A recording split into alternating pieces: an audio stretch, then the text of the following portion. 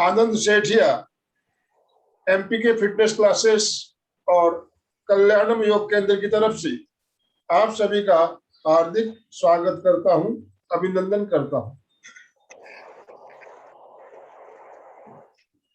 आज का हमारा विषय हमारे शरीर में हार्मोन्स का असंतुलन क्यों होता है, क्या इसका कारण और क्या इसका निवारण, इस बारे में हम चर्चा करने के लिए हमारे साथ सूरत से प्रभा जी जैन जुड़ी हुई है। हमारी परिचित, चिर परिचित, पहले भी हमारे साथ कई बार जुड़ चुकी है। प्रभा जी को मैं आमंत्रित करूं उससे पहले उनका संक्षिप्त परिचय देने के लिए मैं निवेदन करता हूं अलका जी साकला से। अलका जी, आप प्रभा जी का संक्षिप्त परिचय दें। जय जिनेंद्र, गुड मॉर्निंग। सबके वीडियो ऑन करे प्लीज प्लीज वीडियो सबके ऑन। इम्बैलेंस के कारण होती है। कई महिलाओं से बात करो, क्यों ऐसा हो रहा है, कुछ ना कुछ समझते। हार्मोन्स बैलेंस में बस उनको पता भी नहीं होगा कि हार्मोन्स क्या होता है और हार्मोन्स क्यों अनबैलेंस होते हैं। परंतु एक डॉक्टर बोल देते कि आपके इनबैलेंस ऑफ हार्मोन्स के कारण हुआ है, तो बस सबके दिमाग में वही बैठा है। तो ये विषय बहुत इंपॉर्टेंट है और आज इसको जानेंगे तब थोड़ा पता चलेगा आपको कि हार्मोन्स क्या होते हैं, क्यों क्यों ये बीमारी पैदा करते, कैसे इनके कारण हम बीमार हो जाते हैं। तो ये जानने के लिए सूरत से प्रभा जैन, जो एक लेखिका भी है और मुख्य एक संपादक है। बहुत सुंदर इनकी पुस्तकें होती है। एक तो मैगजीन चलाती है संस्कार सुगंध, और सबसे मुझे अभी अच्छा लगा उनका गुरुदेव तुलसी पे भी इन्होंने बहुत सुंदर पुस्तक लिखी हुई थी। जब भी मैं देखती हूँ मुझे बहुत अच्छा था। और उससे भी बहुत अभी शताब्दी वर्ष पे महाप्रज्ञा जी पे जो पुस्तक लिखी है बहुत ही सुंदर है। उसके साथ साथ उसके अपने ही बहुत सारे कार्यक्रम चलते रहते हैं। राष्ट्रीय जैन महिला संघ है, उसकी ये संस्थापिका है और इसके द्वारा बहुत सारे कार्यक्रम होते ही रहते अनेक सोशल एक्टिविटी चलती रहती है। और जैसे प्रभा परीक्षा में आई है, अभी परीक्षा लेवल 2 भी उसका हो गया है और ऐसे भी उसने परीक्षा सेंटर शुरू किया है। और मुख्य वो परीक्षा मेडिटेशन के साथ में हीलिंग का काम करती है। वो सबसे इम्पोर्टेंट है क्योंकि कई लोगों को बहुत सारी समस्या होती है, परंतु छोटा सा मार्गदर्शन, थोड़ा सा समस्या समाधान का केंद्र जो हम चालू करना चाह रहे हैं, तो ऐसी छोटी छोटी समस्या आती है उनके लिए भी वो गाइडलाइन करती है। वो गाइडलाइन में योगिक गाइडलाइन भी रहता है, ध्यान का भी रहता है और उसके साथ उपचारात्मक रहता है। वो बहुत इम्पोर्टेंट है। और इसमें ही एक समस्या है हार्मोन्स के संतुलन की। ये बहुत जरूरी है। आज उसके बारे में हम डिटेल में जानेंगे क्योंकि हमारा एक नियम भी है कि ज्यादा वक्ता के बारे में बताते हुए समय नहीं बिताते हुए हम वक्ता को अधिक समय देके सुनना चाहते हैं। प्रभा, प्रभा का नाम भी है प्रभा, तो ये जो प्रभा फैला रही है अपनी सारी ज्ञान की, परीक्षा ध्यान के रूप में, उपचार के रूप में, और हमारे एमपी और कल्याणम केंद्र को भी आज इसका लाभ मिले। आए हुए सभी भाई बहन केवल इसको सुने नहीं, समझे, समझने के बाद अपने में उतारने की कोशिश भी करे। कुछ प्रयोग बताएंगे तो उसको भी ध्यान दे। इसी भाव के साथ मैं सादर आमंत्रित करती हूँ प्रभा जैन। तो प्रभाए और हमें ओम प्रभा जी, आपका स्वागत है। वंदे गुरुवरम, वंदे गुरुवरम, वंदे गुरुवरम।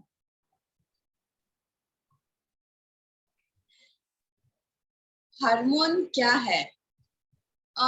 ये बहुत जटिल प्रश्न है और देखा जाए तो बहुत कॉमन प्रश्न है कि लोगों ने इसका नाम तो बहुत सुना है कि हार्मोन क्या है, हार्मोन हार्मोन हार्मोन, बट आपको ये पता नहीं है एग्जैक्टली इसके वर्क क्या होते हैं। तो आज हम जानेंगे कि हार्मोन्स क्या है। हार्मोन एक तरीका का एक केमिकल होता है जो ब्लड के साथ मिलकर हमारी पूरी बॉडी में, हमारे पूरी बॉडी के ऑर्गन्स में, टिश्यू में, सेल में वो हार्मोन्स पहुंचता है। जरा सा लिक्विड पदार्थ होता है लेकिन ये बहुत ज्यादा पावरफुल होता है। ये हमारी पूरी बॉडी को कंट्रोल करके रखता है। अगर इसका जरा सा भी इम्बैलेंस हो गया तो पूरी बॉडी का स्ट्रक्चर बिगड़ जाएगा। जिस तरह एक गाड़ी होती है, गाड़ी में हम पेट्रोल कम होगा तो गाड़ी नहीं चलेगी, हवा कम होगी तो गाड़ी नहीं चलेगी, या उसमें कोई ग्रीसिंग की प्रॉब्लम होगी तो भी गाड़ी नहीं चलेगी। ये हार्मोन ऐसा ही केमिकल है। डॉक्टर या साइंटिस्ट की भाषा में कहें तो इसको ग्लैंड कहा जाता है, और अध्यात्म में इसे चक्र भी कहते हैं। ये जो रिलीज करते हैं चक्र से या ग्लैंड से जो रिलीज होता है वो हार्मोन होता है।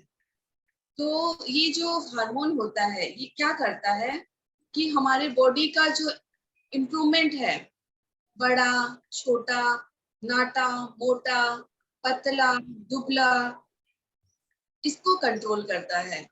मेटाबॉलिज्म को कंट्रोल करता है, और जैसे बच्चे पैदा करना है, सेक्सुअल जो प्रक्रिया है उसमें, मूड स्विंग्स में, आदि आदि हर क्रियाकलाप में ये हार्मोन बहुत इंपॉर्टेंट होते हैं। इनका हमेशा इनकी बड़ी भूमिका रहती ही है। तो कई तरह के हार्मोन्स होते हैं। आज हम कुछ हार्मोन्स की चर्चा करेंगे जिनके क्या क्या काम है। जैसे ग्रोथ हार्मोन। ग्रोथ हार्मोन, इसका निर्माण कहाँ होता है? Pituitary gland. पिट्यूटरी ग्लैंड कहाँ होती है? यहाँ पर। ये उसका वहां पे निर्माण होता है ग्रोथ का। ये इसका जो ब्रेन, ये यहाँ पे जो दर्शन केंद्र बोलते हैं हम, लेकिन यहाँ साइंस की भाषा में ये पिट्यूटरी ग्लैंड है। तो यहाँ ये ब्रेन को कंट्रोल करती है। ब्रेन के साथ साथ मसल्स को बढ़ाने में इसकी बहुत अहम भूमिका होती है।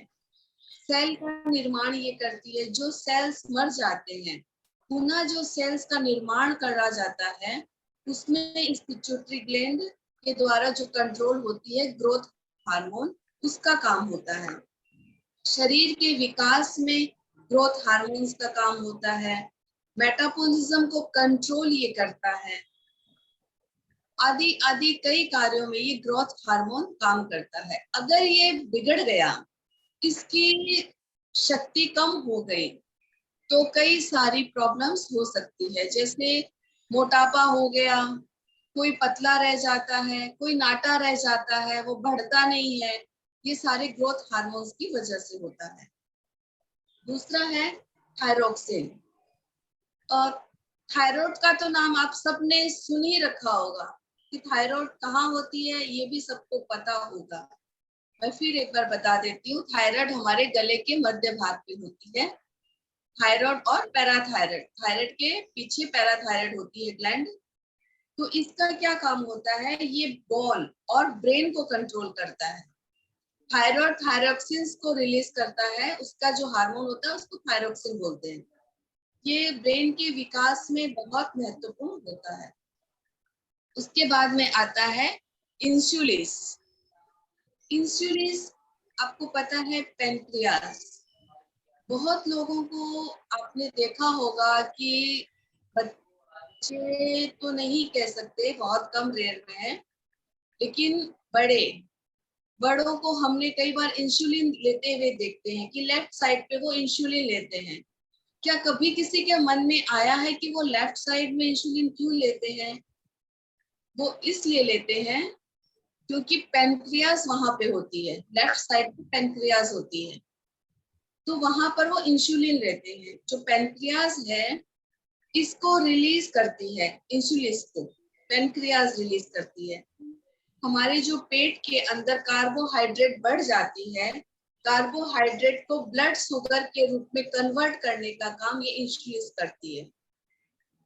उसके बाद में बॉडी में इंसुलिन जो बढ़ जाती है, इंसुलिन का क्या काम होता है कि ब्लड शुगर को कंट्रोल करती है, ब्लड शुगर को एनर्जी के रूप में कन्वर्ट कर देती है। कार्बोहाइड्रेट ने बनाया, ब्लड शुगर के रूप में कन्वर्ट होती है, और जो ब्लड शुगर होती है वो एनर्जी बनती है। जो हम दिन भर काम करते हैं, भागदौड़ करते हैं, वो किस तरह कर सकते हैं? वो इसीलिए कर सकते हैं कि हमारी बॉडी में एनर्जी बढ़ गई है। जो ब्लड जाता है, जो ब्लड जाता है वो शुगर भी बनाता है, तो शुगर को मात्रा को एनर्जी के रूप में कन्वर्ट करती है।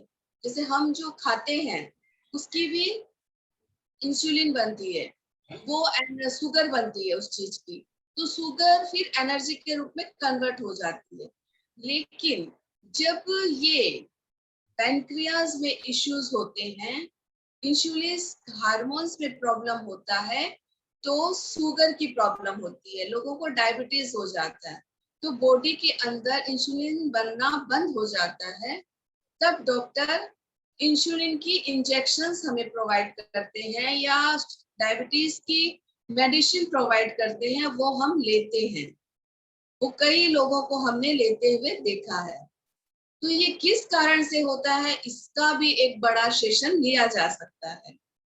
इसमें हम आगे नहीं जाएंगे, हम आगे हार्मोन्स की बात करेंगे। चौथा हार्मोन्स है कोर्टिसोल। तो ये एक स्ट्रेस हार्मोन है जो एड्रिनल एड्रिनल ग्लैंड का निर्माण करता है। ये कहाँ पे होता है, दोनों किडनी के ऊपर के भाग पर ये एड्रिनल होता है, वह कोर्टिसोल नामक हार्मोन रिलीज करता है।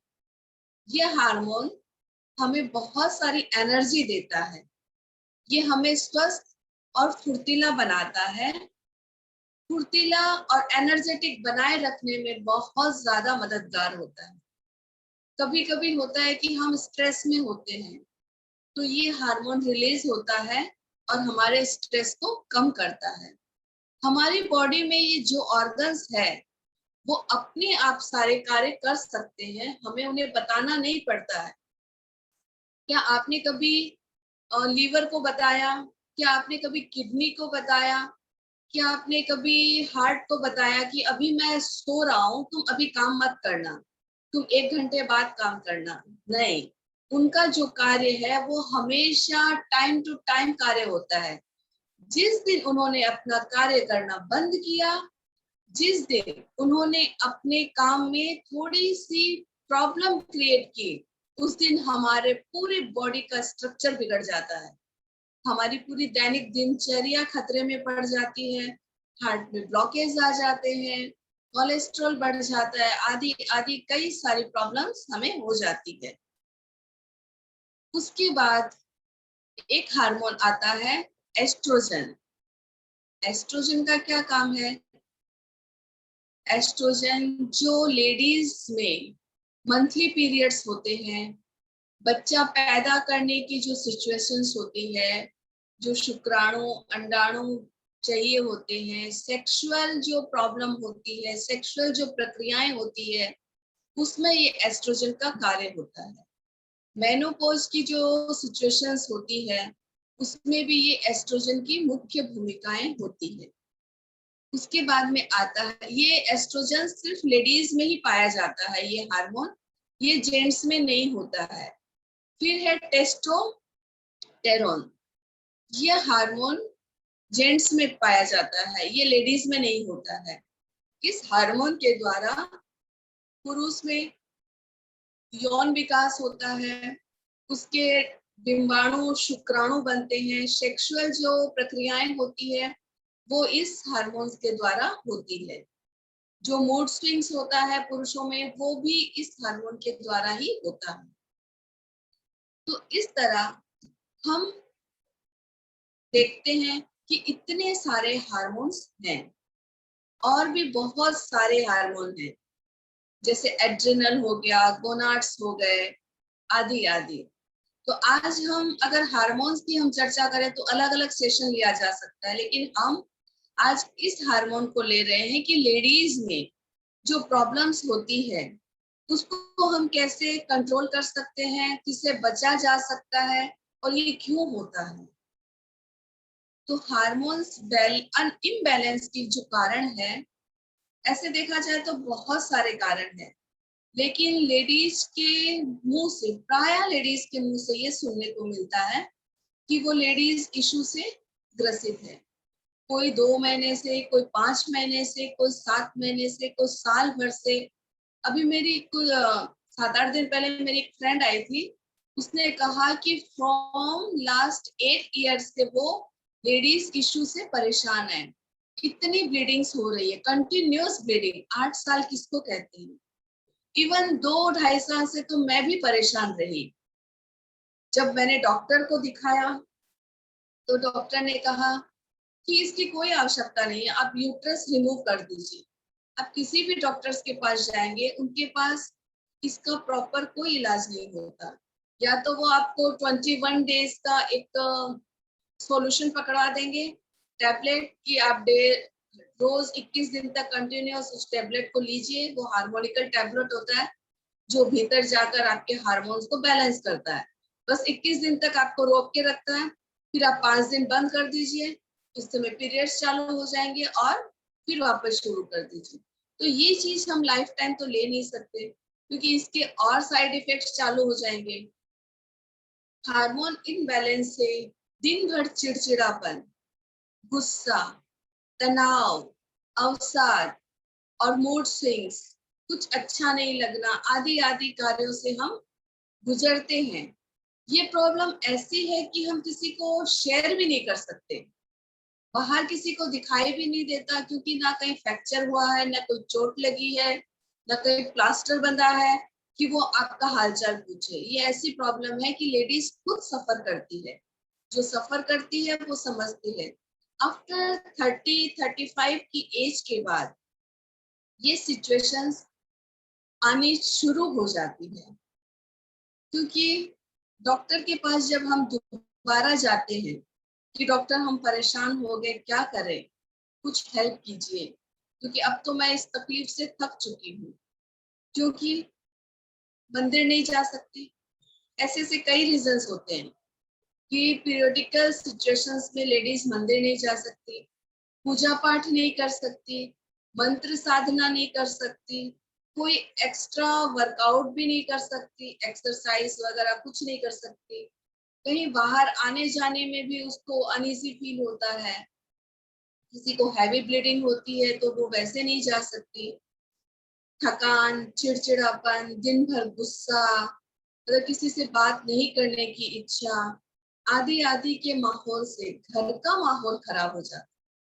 और घर के बच्चे, पुरुष, ये चीज आपकी ये प्रॉब्लम्स नहीं समझते कि आपके भीतर जो हार्मोन इम्बैलेंस हुआ है उसकी वजह से ये सारी सिचुएशन आई है। वो आपको इस सिचुएशंस में देखना ही नहीं चाहते, क्योंकि उनको टाइम टू टाइम आपका घर का कार्य होना जरूरी है, पर वो आप कैसे करो। फिर थक हार कर महिला अपना यूट्रस रिमूव करवा देती है, बट ये कोई सॉल्यूशन नहीं होता है कि रिमूव करवा दिया, उसकी कोई जरूरत नहीं है, बच्चे पैदा हो गए, अब क्या आवश्यकता है। अगर ईश्वर ने यूट्रस दिया है, ओवरी दी है, तो उसके कुछ तो रीजन होंगे। अगर शरीर का कोई अंग बाहर निकाल दिया जाए तो प्रॉब्लम्स आएगी ही आएगी। डॉक्टर भले ही कह दे कि नहीं होगा, कुछ प्रॉब्लम नहीं आती है, बट प्रॉब्लम्स आती ही आती है। कई तरह की और बीमारियां लेकर आती है। आज नहीं तो कल आएगी, साल भर बाद आएगी, 6 महीने बाद आएगी, लेकिन आएगी जरूर। तो इसके हम क्या क्या कारण हो सकते हैं, इसके बारे में भी हम जान लें।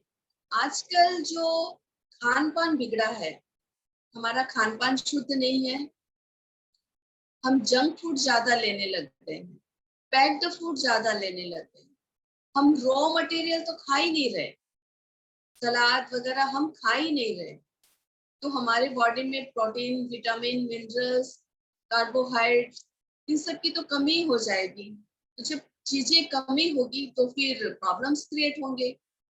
और हमारी अनियमित जीवन शैली, आज हम खाना 1 बजे खा रहे हैं, कल हमारे घर गेस्ट आ गए तो खाना 4 बजे हो गया, कल हम कहीं घूमने निकले 3 बजे हो गया, रात का खाने का कोई समय नहीं है, 9, 10, 11।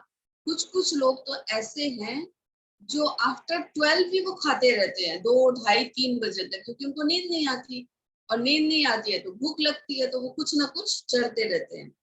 तो उस समय भी वो क्या खाते हैं, हेल्दी फूड्स तो खाएंगे नहीं, वो कुछ पैक्ड फूड ही खाएंगे। और नींद की कमी, जब नींद की कमी होती है तो हार्मोन इम्बैलेंस होता है।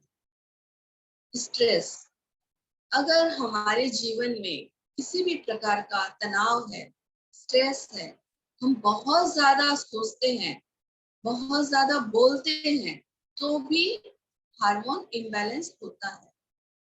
अगर हम फिजिकली एक्टिव नहीं हैं, हम काम नहीं करते, आजकल कपड़े धोने के लिए का मशीन है, झाड़ू पोछे के लिए काम वाली बाई है, सिर्फ खाना बनाना होता है, या कभी किसी किसी के घर में तो कुक भी होते हैं, तो लेडीज क्या करें, या तो किटीज में जाती है, गाड़ी में बैठी और सीधी वेन्यू पर पहुंच गई।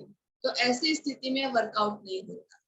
अगर फिजिकल वर्कआउट नहीं होगा तो हार्मोन इम्बैलेंस होगा, क्योंकि बहुत ज्यादा आराम जो करता है उसके बहुत सारी प्रॉब्लम्स होती ही होती है।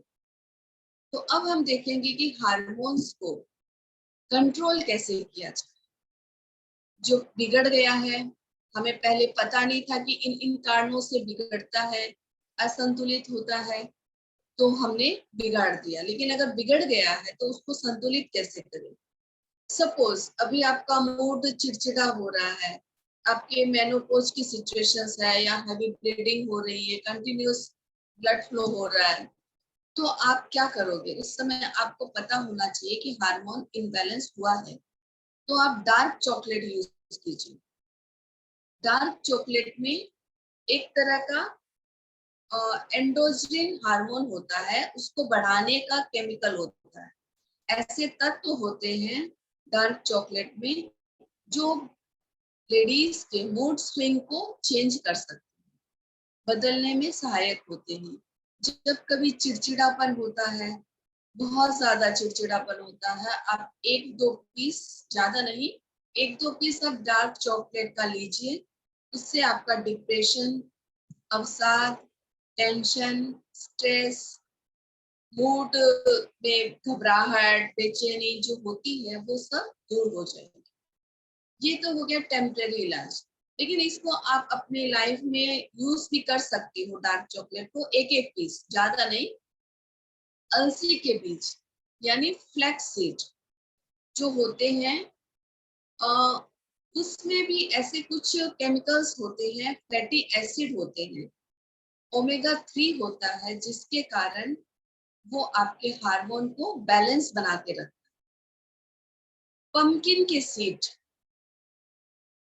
सनफ्लावर के सीड, ये अगर आप अपनी डेली लाइफ में इस्तेमाल करते हो, ये आप कब इस्तेमाल करो, जब आपको भूख लगे और आपको पैक्ड फूड खाने की इच्छा हो, उस वक्त आप ये खाइए। अलसी के बीज खाइए, पंपकिन के सीड खाइए, सनफ्लावर के सीड खाइए। उससे आपकी भूख भी शांत हो जाएगी और आपके गलत फूड आपके बॉडी में नहीं जाएगा, क्योंकि इन सब में ओमेगा 3 होता ही है, फैटी एसिड होता है, जो आपको मेंटली, पीरियडिकली, पीरियड में काफी मददगार होता है। तीसरा है गाजर का सेवन, लेडीज के लिए बहुत ज्यादा अच्छा होता है। तो आप जो सलाद खाती हैं, और अगर नहीं खाती हैं तो खाना शुरू कीजिए, तो सलाद में गाजर का इस्तेमाल ज्यादातर कीजिए। यह इसमें एक अलग तरीके का फाइबर होता है। वो फाइबर आपके भीतर में जो एसिड बनता है, जो हार्मोन में कुछ प्रॉब्लम्स आती है, जो कई विजातीय तत्व उसमें बन जाते हैं, वो उनको रिलीज करता है, क्योंकि फाइबर बहुत जल्दी रिमूव कर देता है बॉडी से टॉक्सिक मैटर। तो इससे जो लेडीज में मंथली पीरियड से पहले जो इश्यूज होते हैं, जैसे कमर दर्द, पेट दर्द, पैर, कमर, पीठ, हाथ, किसी किसी के तो पूरी बॉडी पे पिंपल्स निकल आते हैं, किसी के कुछ प्रॉब्लम होता है। ऐसे मतलब कई बार तो ऐसा होता है कि मंथली पीरियड आने के 10 दिन पहले, 15 दिन पहले से ये तकलीफें चालू हो जाती है, तो लेडीज को पता चल जाता है कि ये सिचुएशन आने वाली है। लोअर एब्डोमेन में पेन शुरू हो जाता है, आपको अनईजी फील होने लगता है, मूड बदलने लगता है, आप बेचैन हो जाते हो। ऐसी सिचुएशंस में गाजर में बहुत सारा फाइबर होता है, वो आपको इन सारी प्रॉब्लम से बचाता है। इसके बाद है दही, कर्ड, जो अगर हम डेली 1 कप लेते हैं अपने खाने में, क्योंकि कर्ड में बैक्टीरिया होता है, बैक्टीरिया का भीतर में जो हमारे बॉडी में बैक्टीरियाज होते हैं, जो जर्म्स होते हैं, जो पैथोजन होते हैं, उनको कंट्रोल करता है, उनका बैलेंस बनाकर रखता है। वो चिड़चिड़ापन, सूजन आदि आदि में बहुत कारगर होता है। तो दही हमें 1 कटोरी दही हमें लेना ही चाहिए। उसके बाद है ग्रीन टी। जिसको चाय पीने की आदत है वो अगर चाय के साथ ग्रीन टी को यूज करे, चाय कम कर दे, धीरे धीरे ग्रीन टी पर आ जाए, तो बहुत ज्यादा फायदा हो सकता है उनको। क्योंकि ग्रीन टी हमारे मेटाबॉलिज्म की जो प्रक्रिया है उसको कंट्रोल करती है, उसको बैलेंस बनाकर रखती है और हार्मोन्स को बैलेंस बनाने में बहुत सारी मददगार साबित होती है। और एक आते हैं ओट्स। अगर हम इवनिंग फूड में ओट्स का इस्तेमाल करें तो बहुत ज्यादा अच्छा है, क्योंकि शाम के समय हल्का भोजन सेहत के लिए बहुत अच्छा होता है। तो ओट्स में क्या होता है, ब्लड शुगर को कंट्रोल करता है, क्योंकि इसमें ऐसे न्यूट्रिशंस होते हैं, ऐसे पोषक तत्व होते हैं, पोषक एलिमेंट्स होते हैं जो हार्मोन को बैलेंस करने में मदद करते हैं। फिर है दालचीनी, सिनेमन पाउडर, ये बहुत ज्यादा हेल्पफुल होता है। अगर आप सब्जियों में भी इसे डालेंगे तो भी आपके लिए फायदेमंद होगा। आप दालचीनी का पाउडर गर्म पानी में भी ले सकते हैं। किसी भी तरह आपको किसी भी फॉर्म में आप दालचीनी को अपने डेली लाइफ में यूज कीजिए तो आपको बहुत ज्यादा फायदा मिलेगा। नारियल तेल, जो हम खाने के लिए रिफाइंड ऑयल यूज करते हैं, उसकी जगह अगर हम नारियल तेल, कोकोनट ऑयल यूज करें तो हार्मोन बैलेंस रहता है। क्योंकि वेट भी, हार्मोन इनबैलेंस होता है तो हमारा वेट भी गेन होता है। जब हार्मोन बैलेंस हो जाता है तो हमारा वेट भी कंट्रोल हो जाता है। और ये नारियल के तेल से हम कंट्रोल कर सकते हैं, क्योंकि इससे वेट नहीं बढ़ता है और हार्मोन भी बैलेंस रहता है। नारियल पानी भी हम पी सकते हैं, वो भी अगर डेली लाइफ में, क्योंकि नारियल पानी कॉस्टली पड़ता है, इसलिए सब उसको अफोर्ड नहीं कर सकते डेली पीना, बट उस सिचुएशंस में आप पिए तो बहुत ज्यादा बेटर होगा। जैतून का तेल यानी ऑलिव ऑयल, उसको भी आप खाने में इस्तेमाल कर सकते हैं। आपने सुना होगा कि फॉरेन कंट्री में लोग खाना ऑलिव ऑयल से ही बनाते हैं। वहां सिंग तेल, रिफाइंड ऑयल वगैरह नहीं होता, वहां वो लोग खाना सिर्फ ऑलिव ऑयल में बनाते हैं। क्योंकि ऑलिव ऑयल हल्का होता है और डाइजेस्टिव भी होता है, प्लस उसमें कोलेस्ट्रॉल की मात्रा भी नहीं होती है, जिससे फैट भी नहीं बढ़ता और वो हार्मोन को बैलेंस करके रखता है। और कुछ है जैसे कि हम कुछ आहार है जो हम अगर अपने खाने में यूज करें तो हम इससे बच सकते हैं, हार्मोन इनबैलेंस से बचाव हो सकता है।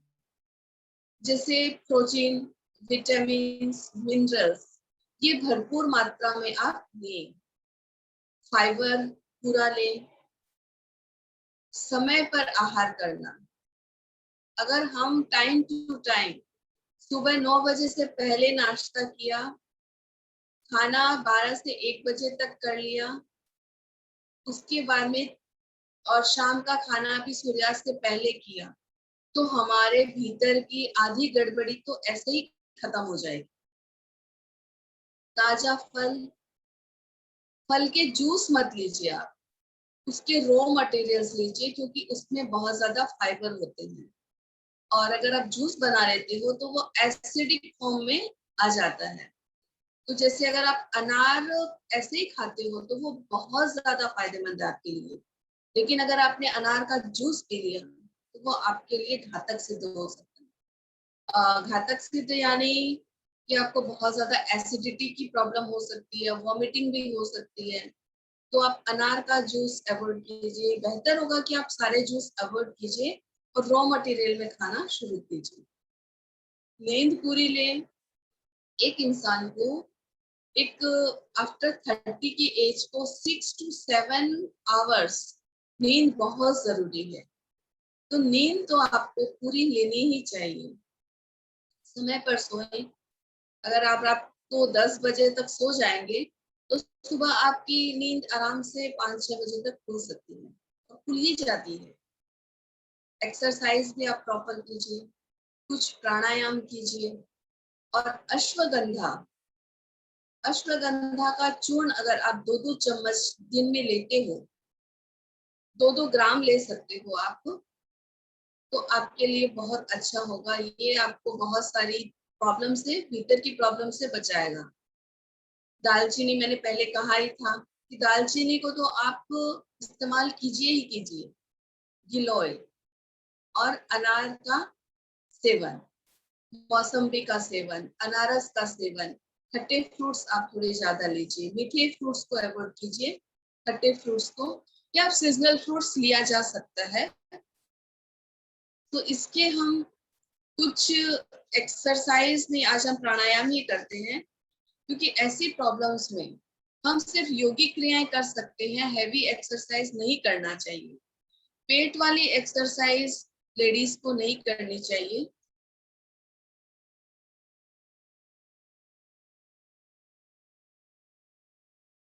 तो हम प्राणायाम करते हैं आज। लंबा गहरा श्वास लेंगे, पहले महाप्राण ध्वनि करेंगे, दोनों हाथों को होल्ड कर लेंगे और अपने हार्ट के पास रख सकते हैं या फिर नीचे नाभि के पास भी रख सकते हैं। एक नॉर्मल आसन में आप बैठ जाएं। जो नीचे नहीं बैठ सकते हैं वो चेयर पे भी बैठ सकते हैं। आंखें कोमलता से बंद, श्वास भरें और गले से ध्वनि करनी है। पूरा ध्यान सिर्फ हाथों पर रहे। अगर आप आंख खोलकर भी हाथों पर देखेंगे तो भी गलत नहीं है, तो अच्छा होगा। तो आंखें खोल कर करेंगे।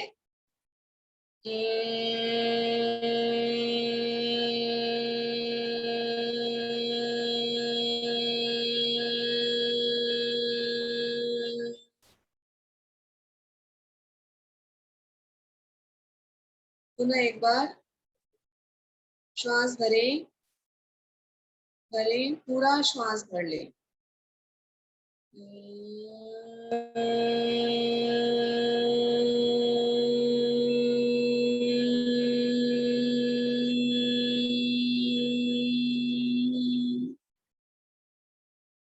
एक बार और करेंगे। अंकल सब कर रहे हैं ना?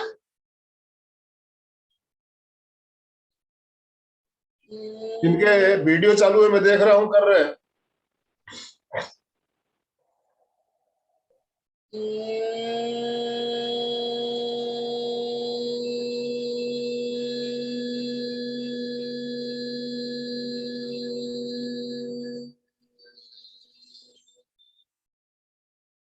एक बार और करेंगे।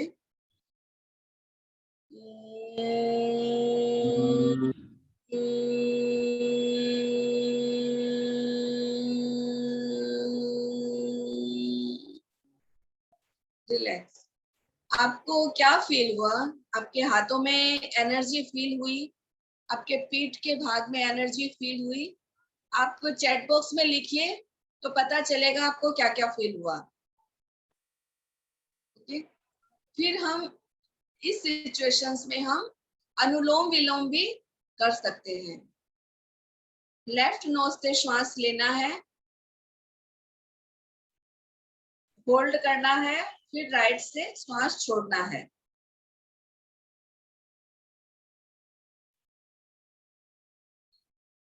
राइट से लें, होल्ड करें, लेफ्ट से श्वास लें।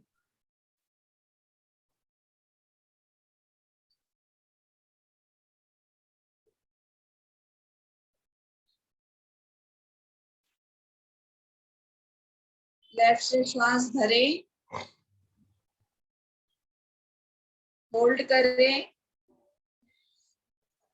राइट से छोड़ें,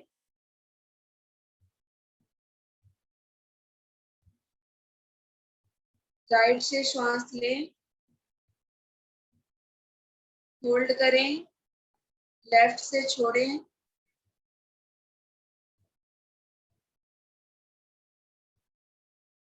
लेफ्ट से लें, होल्ड, राइट से छोड़ना है,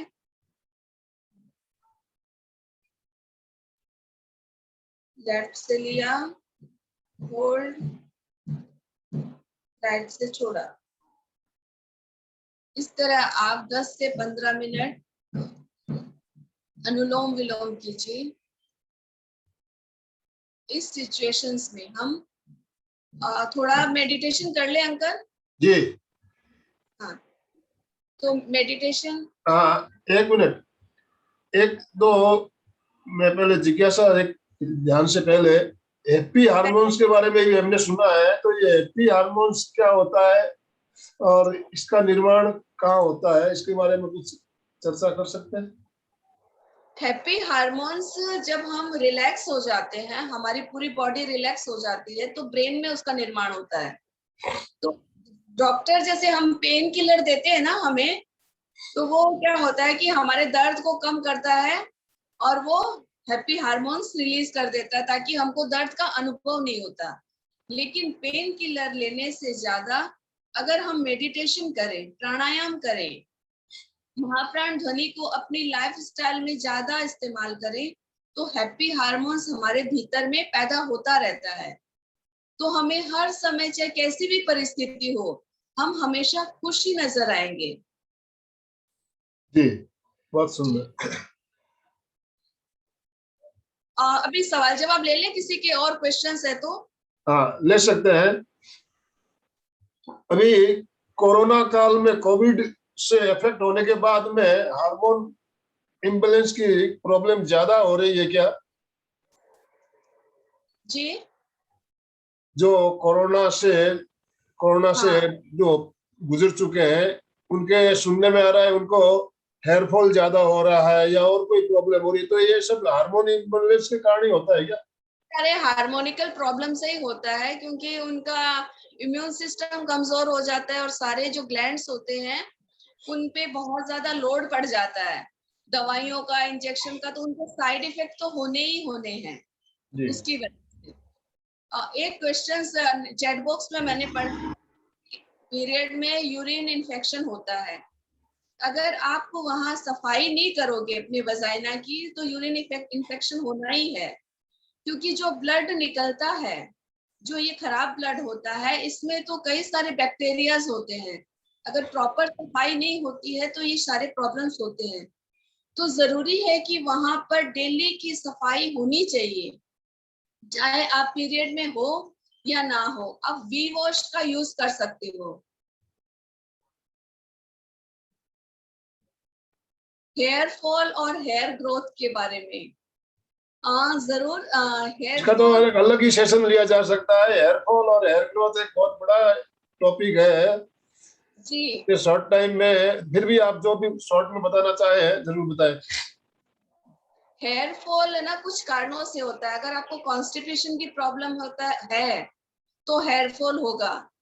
और अगर आपने कुछ बीमारियां हैं भीतर में, हार्मोनिकल प्रॉब्लम है, पीरियड्स वाली जो प्रॉब्लम होती है, उसमें हेयर फॉल होना ही होना है।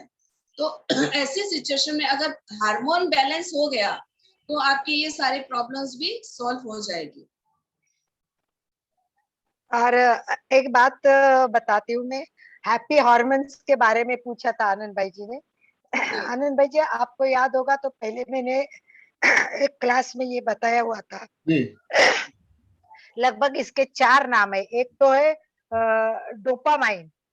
डोपामाइन इसको कहते हैं फील गुड, फील गुड बोलते हैं। ये हार्मोन्स होता है तो व्यक्ति को बहुत अच्छा लगता है और वो मतलब प्लेजेंट रहता है। दूसरा है वो सेरोटोनिन। सेरोटोनिन हार्मोन ये है, ये रेगुलर है ना, मूड ठीक करता है, मूड के लिए उपयोगी आता है। कई लोगों के मूड खराब होते हैं, मूड आना जाना, तो ये सब उसके लिए भी काम आता है। दूसरा सबसे इम्पोर्टेंट माना जाता है वो एंडोपेनाइन है, तो वो जो बॉडी में होता है इसको पेन किलर के रूप में उपयोगी किया जाता है। तो इस प्रकार शरीर में हमारे कुछ ऐसे है, ऑक्सीटोनिक नाम का है, उसको लव हार्मोन कहते हैं, कि जो बोलते हैं कि कोई अपने प्रिय व्यक्ति से गले में मिलेगा, उसके पीठ पे हाथ थपड़ेगा, तो जो एक लव से निर्माण होता है, तो वो होता है कि भाई ये बहुत लोगों को प्रेजेंट कर देता है, मन का पेन दुख कम करता है। तो हैप्पी हार्मोन से तो पूरी एक अलग क्लास ले सकते हैं, इतना इम्पोर्टेंट है, क्योंकि जितने हैप्पी हार्मोन्स निर्माण हो गए, इतना व्यक्ति खुश रहेगा, जी मस्त जी, रहेगा और बहुत फायदे होंगे। धन्यवाद। बहुत बढ़िया बात बताई आपने अलका जी। एक चीज मैं और एक पूछना चाहूंगा।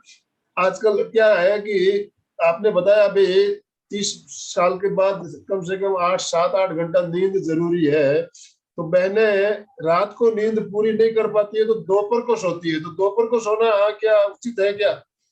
नहीं, दोपहर को सोना सही नहीं है। जो हम छोटी छोटी नींद लेते हैं ना, वो बिल्कुल सही नहीं है। आप कायोत्सर्ग कर सकते हो। अगर आपको नींद की प्रॉब्लम है, आपको दोपहर को सोना है, तो उस समय आप कायोत्सर्ग कीजिए। आप 10 मिनट भी अगर कायोत्सर्ग करेंगे ना, तो आपके 3 घंटे की नींद पूरी हो जाएगी। जी जी, बहुत बढ़िया। जी। पर एक ऐसा ऐसा कम भी कहते हैं कि भाई खाने के बाद में 10 मिनट छोटी सी नींद लेते हैं, तो वो बहुत जरूरी होती है। ऐसा आप भी कुछ ग्रंथों में लिखा है, एग्जैक्टली उसका भी पता नहीं, पर बोलते हैं कि भाई 5-10 मिनट के लिए इसके लिए एक झपकी, बोलते हैं उसको, झपकी लेना बहुत जरूरी है, ऐसा भी कहते हैं, पता लेती है नहीं। जी, जी लेडीज हाँ जी। पूरी होती है। अगर सो गई तो फिर 3-4 घंटे गए। जी जी होती है कि दोपहर में सोना है, खाना खाया, क्योंकि खाना खाते ही नींद आती है। और क्यों आती है? कि हमारा पेट भारी हो जाता है। जब पेट भारी हो जाएगा, इसका मतलब समझिए आपने खाना बराबर नहीं खाया, सही बात। तो नींद आएगी। और अगर आप हल्का खाना खाओगे तो आपको नींद नहीं आएगी। आप एक्सपेरिमेंट करके देख लीजिए।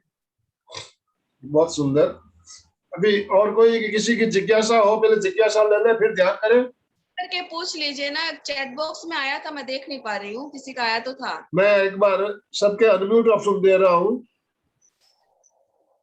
हाँ,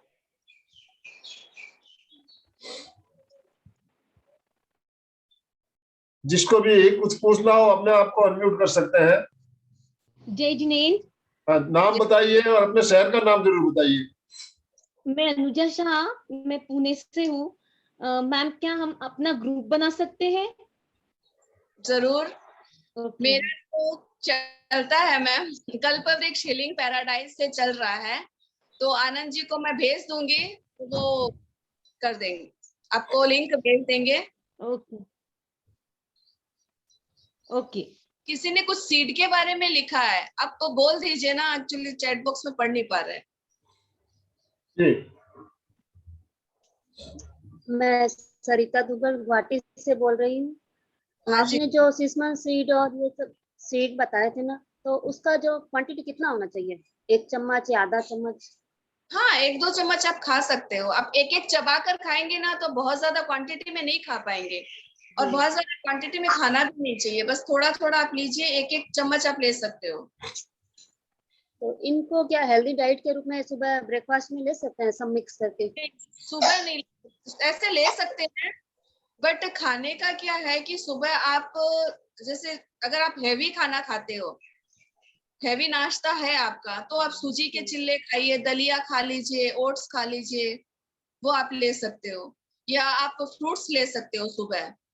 सीड्स वगैरह तो जो इवनिंग का जो मील होता है ना, इवनिंग मील और दोपहर का लंच, दोनों के बीच का जो मील होता है, उसमें आप ये सीड ले सकते हो। कभी आपको छोटी भूख लग गई तो आप सीड ले सकते हो। जिस समय आप 1 चम्मच कुछ खाते हो ना, भुजिया खा लिया या चबीनी खा ली या कुछ नमकीन खा लिया, तो वो नहीं खाकर आप सीड खाइए।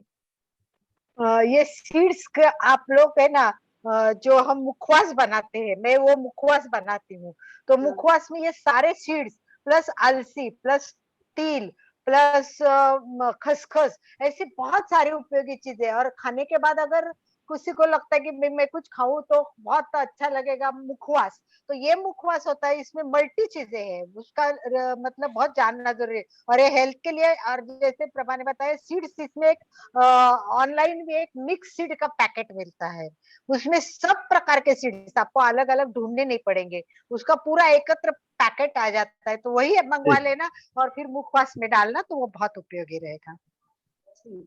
चैट बॉक्स में कोई सवाल आ रहा है, मेनोपॉज के टाइम में किस चक्र पर ध्यान करना चाहिए? और मेनोपॉज के टाइम पे आप नीचे से लेकर ऊपर आप जाएंगे तो आप कर सकते हैं, या फिर आप दर्शन केंद्र पर ध्यान कीजिए या ज्ञान केंद्र पर कीजिए, तो आपका पूरे ग्लैंड्स कंट्रोल में आ जाएंगे। और अगर डेली आप करते हो तो आप दर्शन केंद्र पर ही कीजिए या ज्योति केंद्र पर। नीचे के केंद्रों पर ध्यान अभी नहीं करना चाहिए।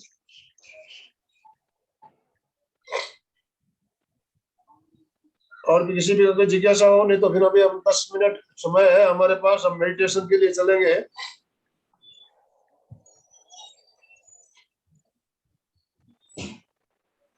किसी का कोई क्वेश्चंस है? वेलकम। तो अंकल अभी मेडिटेशन ले लें 10 मिनट हाँ, का? 10 मिनट टाइम है, 10 मिनट में आप 6-7 मिनट मेडिटेशन करा लो, फिर समापन की ओर चलेंगे। Okay okay, 6-7 minute meditation. जी। ठीक, सभी एक आसन का चुनाव कर ले, शांत होकर बैठ जाएं, आंखें कोमलता से बंद, लंबा गहरा श्वास लें, लंबा गहरा श्वास छोड़ें। दोनों हाथ को आप हार्ट पर रख सकते हो, लेफ्ट साइड में, और पूरा ध्यान श्वास पर। लंबा गहरा धीमा श्वास लें, लंबा गहरा धीमा श्वास छोड़ें। रिलैक्स, पैर से सर तक पूरा शरीर रिलैक्स रिलैक्स रिलैक्स हो गया है। रिलैक्स हो गया है। हम पिट्यूटरी केंद्र, दर्शन केंद्र पर ध्यान करेंगे। दोनों आईब्रो के बीच, वहां पर चमकते हुए अरुण रंग का ध्यान करें और उच्चारण करेंगे। तो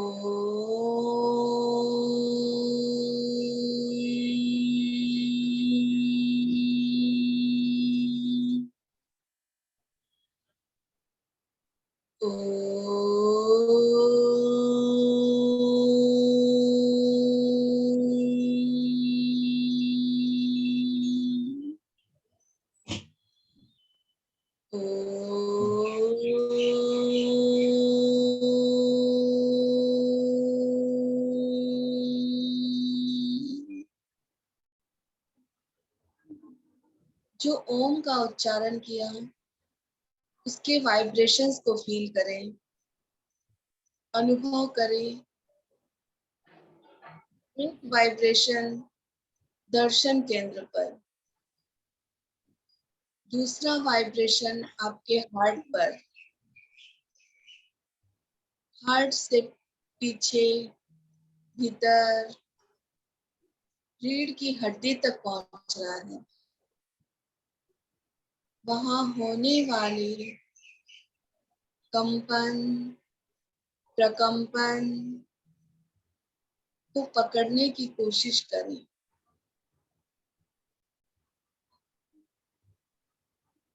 फिर से उच्चारण करेंगे, मन ही मन उच्चारण करेंगे और एक एक परमाणु को पकड़ने की कोशिश करेंगे।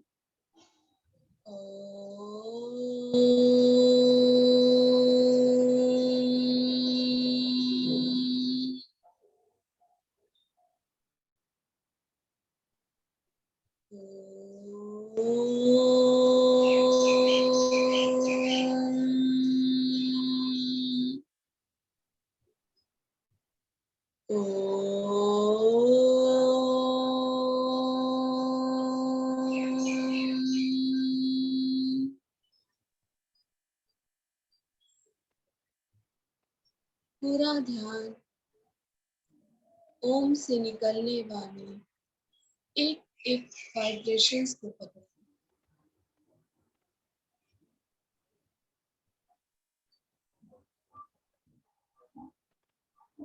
शरीर में अगर कोई पीड़ा, दर्द हो तो उसे देखते जाएं। ओम के वाइब्रेशंस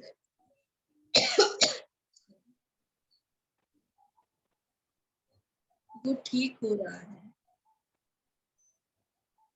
ओम के वाइब्रेशन से वो ठीक हो रहा है। पुनः उच्चारण करेंगे।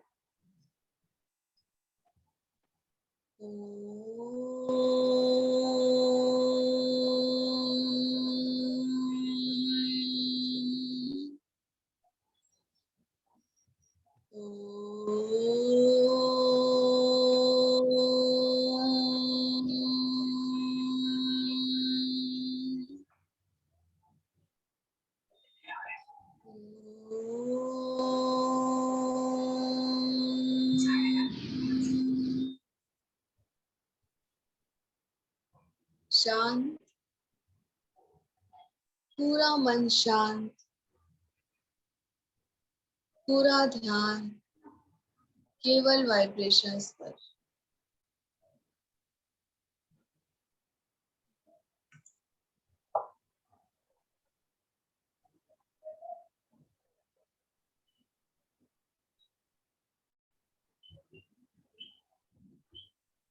अनुभव करें आपके जितने भी हार्मोन्स हैं वे सब स्वस्थ स्वस्थ हो गए हैं। हार्मोन्स सब बैलेंस हो गए हैं। हार्मोन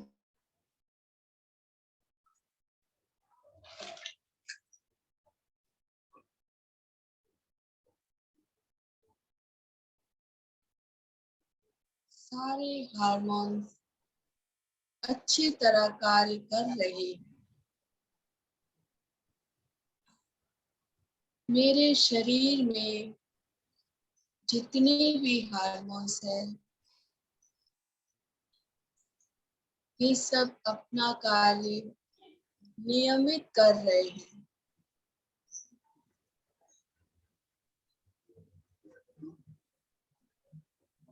वे बिल्कुल निरोग है। वे बिल्कुल स्वस्थ हैं।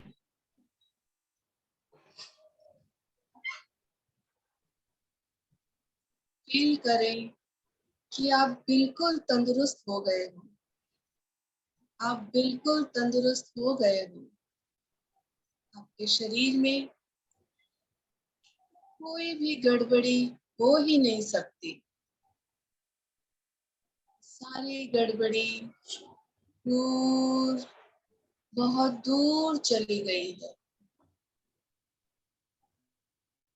एक खुशी मिल रही है।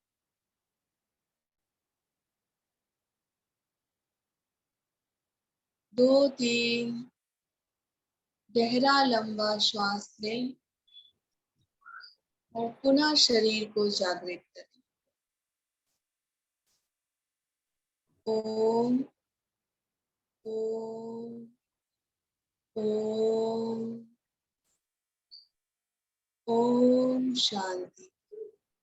ओम शांति। ओम शांति। वंदे गुरुवरम। दोनों हाथों को रब कर